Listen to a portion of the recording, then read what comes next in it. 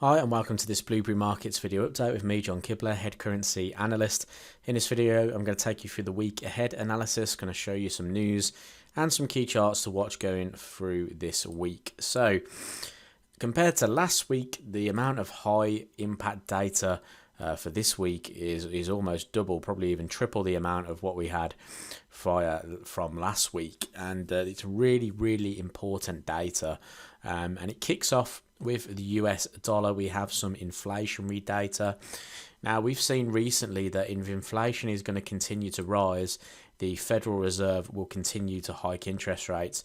It depends how aggressive they will hike interest rates, but it's looking here that the forecasts are showing a rise from 0.8% to 1.2% potentially for the CPI data for the US, which is going to be a big part of what happens with the Federal Reserve next. And I think if this number is as high as 1.2%, then the 50 basis points hike will be put back on the table. Dollar, I think, will gain strength from this. Kiwi, we have a RBNZ rate statement. We have the potential for the RBNZ to hike interest rates by 25 basis points. This is forecasting, so it's more than likely going to happen from previous talks and meetings from the RBNZ. So a rise here by 0.25%, I should say, to 1.25% is looking very likely. Still looking for some downside on Kiwi, so we'll see how that one plays out there. Usually when an announcement happens that is forecast, it usually is priced in, so we should see potential further downside there. We then have some CPI data out of the UK and looking like another rise there as well. We then have another rate statement by the Bank of Canada, which is looking to hike by 50 basis points to 1%. Again, nice strong for the CAD. CAD has been fairly strong for some time now, so this is why we're probably going to see a huge jump like this. We then have some ECB data as well. We have ECB press conference and the ECB monetary policy statement. They're looking to leave rates at 0%. Like last time, President Lagarde was basically talking about the fact that they want to remain fairly flexible in the market, and they put a lot of their pressures down to the war between Ukraine and Russia. And as long as that continues to run and continues to escalate further, their likelihood is that they're going to remain at 0%. And then we have bank holidays all at the end of the week. So really interesting data out this week. Lots jammed into just a few days. So we should see some volatile markets.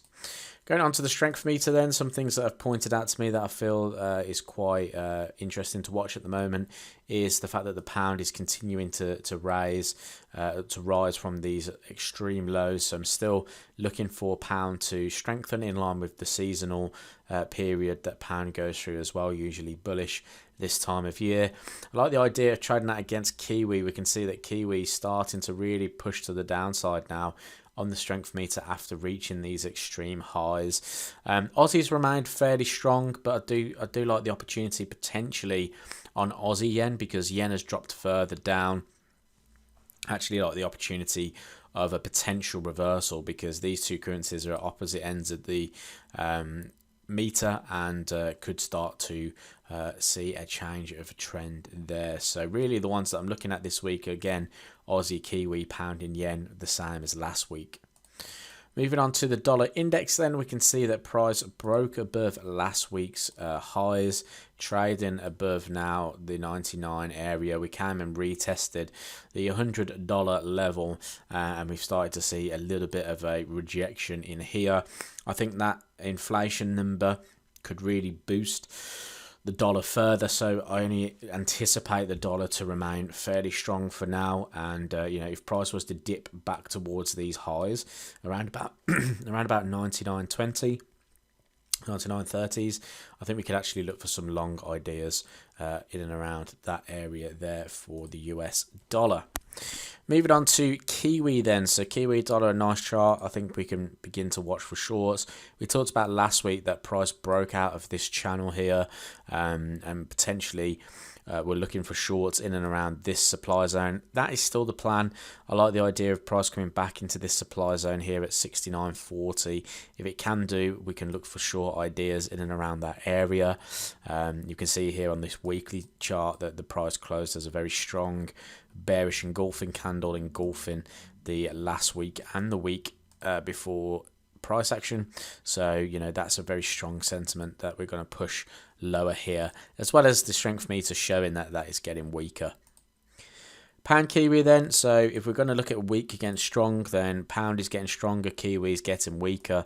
We're at this key area. We've talked about pound Kiwi a couple of times over the past couple of weeks, basically waiting for a buying opportunity to come in, and we can see that now we've had multiple sort of low range and candlesticks, basically the selling momentum starting to fade in and around these lows. We've now had a strong bullish rejection of this area, and the RSI, you can see here, has started to jump back above 30. So I think now's the time to start really looking for those bullish opportunities. We can see here that price broke out of this swing high in here, and that we've taken out this high where we had a slight consolidation before a move out. So maybe we can see price come back, retest this area here around about that 1.9 level, and if we can test that 1.9, could be an idea to start looking for longs. I think the next resistance up at these highs is the area where we're going to see some stop orders. So if price was to come back in, look for those long ideas, look to trade up to this level and even beyond it. So finally then, Aussie yen, one to watch. Like we said, although Aussie is the strongest on the strength meter, yen the weakest, we can often see those currencies set up as a reversal, and this is one of the ideas that we can look at, because price is forming an inside candlestick right now of last week inside the previous price action, which closed back within the other previous range. So starting to see this buying momentum really start to fade now, and I think that if we do get some significant opportunities, we could start to look for some downside pressure on Aussie yen. RSI in an overbought condition as well, so that's a good sign. But you know, looking at this here, I think we've got one or two options. I think price could rally back to these highs, take the highs out, reject and move down, or you can see we have a slight consolidation there. If price was to break out of that consolidation, we could use that as resistance for a move to the downside. So that's all I've got for you for now. I hope you enjoyed this video update. If you did, leave this video a thumbs up, subscribe to the YouTube channel to watch some more of our Forex trading content, and I'll speak to you in the next video.